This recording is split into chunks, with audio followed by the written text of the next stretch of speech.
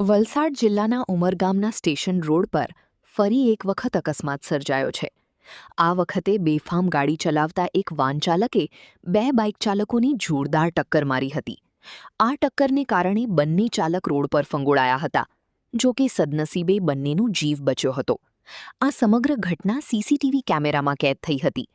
ઉમરગામના station road પર આવેલા goal canteen જય માતાજી સર્કલ પર અવારનવાર અકસ્માતોની હારમાળા સર્જાય છે। આ વખતે આ સર્કલ પર પૂર ઝડપે બેફામ ગાડી હંકારનાર વાન ચાલકે રોડ પરથી પસાર થતા એક બાઇક ચાલકને જોરદાર ટક્કર મારી હતી। આ ટક્કરને કારણે બાઇક ચાલકો રોડ પર ફંગોળાયા હતા, જો કે સદનસીબે તેનો જીવ બચી ગયો હતો। અકસ્માત સર્જ્યા બાદ વાન ચાલક ઘટના સ્થળથી ફરાર થઈ રહ્યો હતો। ફરાર થતી વખતે પણ અન્ય એક બાઇક ચાલકની જોરદાર ટક્કર મારી ફરાર થઈ ગયો હતો, પરંતુ સમગ્ર ઘટના સીસીટીવી કેમેરામાં કેદ થઈ હતી। આથી આ મામલે હવે પોલીસે પણ સીસીટીવી ફૂટેજના આધારે અકસ્માત સર્જનાર વાન ચાલકને શોધવા સહિતની જરૂરી કાર્યવાહી હાથ ધરી હતી।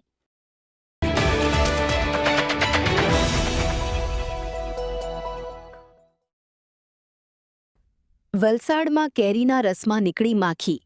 ગ્રાહક દ્વારા ખરીદવામાં આવેલ કેરીના રસમાં નીકળી માખી। વલસાડ શહેરના છીપવાડ ગંજખાના વિસ્તારમાં આવેલ ભાનુ રસ કેન્દ્રમાંથી ખરીદવામાં આવેલ રસમાંથી નીકળી માખી। ગ્રાહક દ્વારા સમગ્ર મામલે દુકાનદારને ફરિયાદ કરાતા ગ્રાહક સાથે દુકાનદારે કર્યું ગેરવર્તન કરી ગ્રાહકનો ફોન જૂતાવ્યો। સમગ્ર મામલે ગ્રાહકે જિલ્લા કલેક્ટર અને ફૂડ વિભાગમાં નોંધાવી ફરિયાદ। ભાઈ 2 મિનિટ તો ઉભા રહ્યો ભાઈ, 1 મિનિટ તમે અરે ઉભા રહો બેન, મારી વાત સાંભળો, કહી રહ્યો દે બેન, મને એ કરવા દો, વાંધો નહીં। ના, સારો વિડીયો લઈને શું કરવાનો ભાઈ? તું કોણ છે? તું કોણ છે? મારી પૂછ્યા વગર કેમ વિડીયો લઈ તમે મારી દુકાન પર મેં રસ લઈ ગયો। ના, મારી પ્રોપર્ટીનો વિડીયો તમે કયા હિસાબે લઈ ગયો? રસ તારી દુકાન પર લઈ ગયો। મારા સાથે તમે રસ જ નથી લઈ ગયા। એ તો નથી લઈ નથી લઈ ગયા ગયા ભાઈ, વાંધો નહીં, મારી ચાલો જોઈ લો। પ્રોપર્ટીનો વિડીયો કેમ ઉતારે તમે? ઉતારતો નથી, શા માટે ઉતારી લેશો ઉતારે? પછી શા માટે?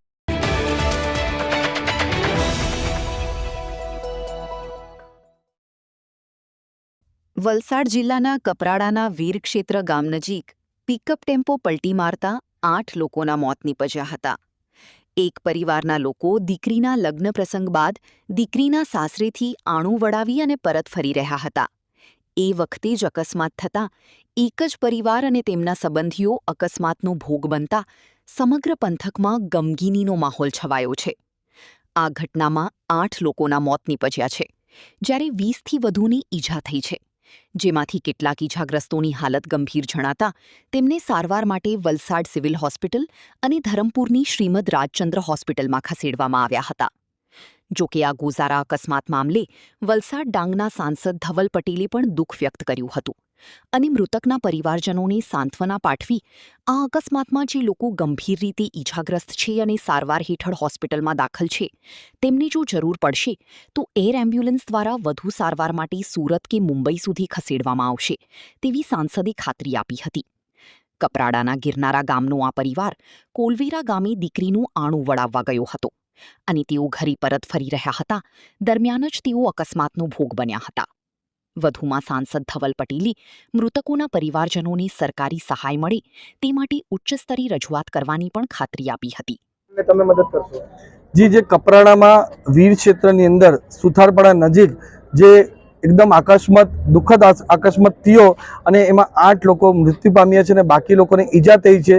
એ વસ્તુની જેવી અમને જાણ થઈ એટલે તરત જ અમે તંત્ર સાથે સંકલન અમારા ધારાસભ્ય જીતુભાઈ ચૌધરી સાથે કર્યું અને જે ઈજા પામેલા છે એમને અમે હોસ્પિટલમાં ખસેડવામાં આવ્યા છે। પહેલાં કપરાડાની અંદર એમની પ્રાથમિક સારવાર થઈ અને પછી અમુક દર્દીઓ આપણા રાજચંદ્ર આશ્રમની હોસ્પિટલ છે ત્યાં છે અને બાકીના 8 દર્દીઓ જેટલા આપણા વલસાડ સિવિલ હોસ્પિટલ ખાતે છે। હું આ હમણાં ઉમરગામથી પહોંચીને વલસાડ એમને મળવા જવાના છે। અમે સૂચના આપી છે તંત્ર દ્વારા કે એમને તાત્કાલિક જેટલી સારી સારવાર આપી શકે એટલી સારવાર આપીએ અને જરૂરત પડે ને એમને એર એમ્બ્યુલન્સના થકી પણ આપણે સુરત કે અમદાવાદ કે કોઈ પણ જગ્યાએ મોકલીને એમની જાન બચાવી શકે એના માટે પૂરો પ્રયત્ન અમે કરવાના છે। અમે કોઈ પણ કચાશ બાકી રાખશું નહીં ને સાથે સાથે અમે સરકારને એ પણ અનુરોધ કરવાના છે કે આપણે જે મૃતક જે છે જેમને દુઃખદ મૃત્યુ થયું છે એમના પરિવારને પણ ન્યાય મળે અને અમારા સરકાર તરફથી જેટલી સહાયતા મળે ને જલ્દીથી જલ્દી મળે એના માટે પૂરો પ્રયત્ન અમે કરવાનો છે।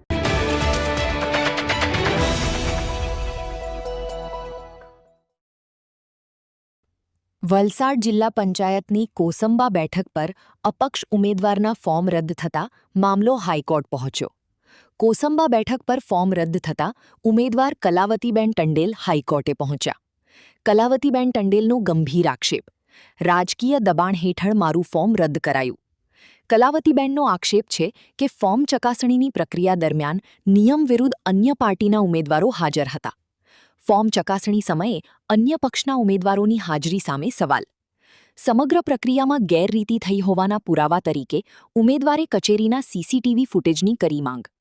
ઉમેદવારના જણાવ્યા અનુસાર વારંવાર રજૂઆત કરવા છતાં તંત્ર દ્વારા સીસીટીવી ફૂટેજ આપવામાં આવ્યા નથી, જે ગેરરીતિની આશંકાને વધુ પ્રબળ બનાવે છે. બાઇટ કલાવતીબેન ટંડેલ, ઉમેદવાર. બાઇટ મઘનભાઈ ટંડેલ, ઉમેદવાર પતિ. અમે અપક્ષ ઉમેદવારી નોંધાવી અને જ્યારે મારી મિસેસે ફોર્મ ભર્યું ત્યારે એવું કહેવામાં આવ્યું કે તારો જે જાતિનો દાખલો છે એ નથી, પણ જ્યારે તમે ચકાસણીમાં જાઓ ત્યારે જાતિના દાખલા લઈને જજો. એટલે અમે જાતિના દાખલા લઈને ચકાસણી વખતે અહીંયા ઓફિસમાં આવ્યા. શ્વેતા મેડમ હતા, પણ એ વખતે એમણે અમારું ફોર્મ હાથમાં પણ લીધું અને તે સિવાય અમારા વિરોધી જે ભાજપના માણસો હતા અને કેન્ડિડેટ હતા એ લોકોએ જ આનો જાતિનો દાખલો નથી, આ ફોર્મ રિજેક્ટ એમ કરીને અમને બહાર કાઢી મૂક્યા. એકચ્યુઅલી આમ જોવા જઈએ તો મારી મિસિસનો જ્યારે નંબર આવ્યો ત્યારે આગળના જે ફોર્મ ચકાસરા તેમને બહાર બેસાડવું જોઈએ અને મારી મિસિસને બોલાવી એમનું ફોર્મ શ્વેતા મેડમના હાથમાં હોવું જોઈએ અને એ ફોર્મ જોયા પછી શ્વેતા મેડમે કહેવું જોઈએ કે આમાં જાતિનો દાખલો નથી. એવું કંઈ થયું નથી. અગાડથી જ ખીચડી પાકી ગયેલી છે અને એ હિસાબે ત્યાં જે અધિકારીઓ હતા એ અધિકારીઓ નક્કી કરી નાખ્યો કે એમનું ફોર્મ રિજેક્ટ છે અને એ પ્રમાણે અમને બહાર કાઢી મૂકવામાં આવ્યા અને પછી અમે લેખિતમાં માંગણી કરી. લેખિતમાં માંગણી લઈ અમે કલેક્ટર સાહેબ પાસે ગયા અને કલેક્ટર સાહેબે અમને એવું કહ્યું કે આમાં કંઈક ખોટું થયું છે, પણ જીઆર નીકળી ગયેલો છે, તમે હાઈકોર્ટ જાઓ. અમે હાઈકોર્ટ ગયા. હાઈકોર્ટમાં પણ અમે અરજી દાખલ કરી નાખી છે, પણ એમનું રિઝલ્ટ અમને મળ્યું નથી. પણ અમારો ફક્ત એક જ પ્રશ્ન છે કે અમને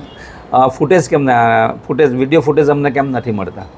અમે વિડીયો ફૂટેજની માંગણી કરી છે તો વિડીયો ફૂટેજ અમને આપવું જોઈએ, કારણ કે તમે જો સાચા હોય તો વિડીયો ફૂટેજ અમને આપી દો. અમે વિડીયો ફૂટેજ માટે આજે છેલ્લા લગભગ 13 તારીખથી આજે તારીખ 23 થઈ ગઈ છે ત્યારે અહીંયા રોજ ધક્કા ખાય છે અને રોજ વિડીયો ફૂટેજની પ્રોસેસ ચાલુ છે. પ્રોસેસ ચાલે વિડીયો ફૂટેજમાં એવી રીતે કઈ પ્રોસેસ આવે કે પ્રોસેસ ચાલુ એવા જવાબો આપે છે. એટલે કંઈક આમાં ખોટું થઈ રહ્યું છે. અને ત્યાં શું ઘટના બની છે, કોણે રિજેક્ટ કર્યું છે? મેડમ રિજેક્ટ નથી કર્યું. રિજેક્ટ તો એના માણસોએ રિજેક્ટ કર્યું છે. એ અમારે જોવું છે અંદર. કોર્ટમાં પ્રોટેસ્ટ અમે આપશું અને અમને નિર્ણય મળશે. અમને ચોક્કસ ખબર છે કે અમે જીતવાના જ છે. એટલે લગભગ રીઇલેક્શન પાછું આવશે અને અમે રીઇલેક્શનમાં અમે જીતી જઈશું. મેં ગઈ એટલે એ લોકો એમ જ બોલવા લાગ્યા કે તમારું ફોર્મ સ્વીકારવામાં આવશે નહીં, કેમ કે તમે જાતિના દાખલા માં લેટ થઈ ગયા છે. તમારા 11 વાગ્યાના સમય હતા તો તમારા સમય વધી ગયા છે એમ મને કહેવામાં આવ્યું. અને મારું ફોર્મ એ લોકો જોયું પણ નહીં અને શ્વેતા મેમ ફોર્મ જોયું નહીં અને ડાયરેક્ટ આમ જ બોલવા લાગ્યા કે તમારું ફોર્મ કેન્સલ છે. ને અહીંયા પછી અમે અહીંયા વિડીયો ફૂટેજ માટે આવ્યા. 13 તારીખથી આવતા છે અને 23 તારીખ સુધી અમને આટા જ મરાવે છે અને ધક્કો જ ખવડાવે છે. હજુ સુધી અમને કંઈ મળ્યું નહીં. અહીંયા એવું લાગે છે અમને કે પાર્ટીનું દબાણ હોય એવું લાગે છે એ લોકો પર. એટલે ને શ્વેતાબેનને અમે ફોન પણ કર્યો પણ ફોન વ્યસ્ત જ બતાવે છે, એટલે અમને કંઈ રિસ્પોન્સ મળતા નથી.